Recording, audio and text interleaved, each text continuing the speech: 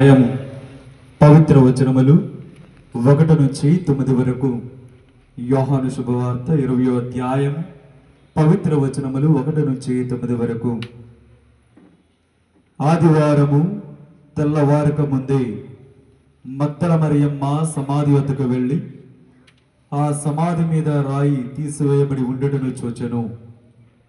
అంతటా ఆమె సీమోను పేతురు వద్దకు, యేసు ప్రేమించిన మరియొక శిశుని యొద్దకు పరిగెత్తుకుని పోయి, వారు ప్రభువును సమాధి నుండి ఎత్తుకుని పోయిరి, ఆయనను ఎక్కడ ఉంచారో మేము ఎరుగము అని చెప్పాను.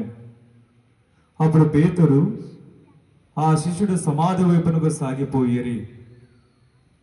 ఆ ఇద్దరును పరిగెత్తుచుండరి, కానీ ఆ శిష్యుడు పేతురు కంటే వేగముగా పరిగెత్తి ముందుగా సమాధి వద్దకు చేరెను. అతడు వంగి నార వస్త్రములో అచ్చట పడి ఉండుటను చూచెను, కానీ లోనికి వెళ్ళలేదు. ఆ తరువాత సీమోను పేతురు వచ్చి సమాధిలో ప్రవేశించి అచ్చట పడి ఉన్న నార వస్త్రములను, ఆయన తలకు కట్టిన తుండుగుడ్డను చూచెను. ఆ తుండుగుడ్డ నార వస్త్రములతో పాటు కాక విడిగా చుట్టి ఉంచబడెను.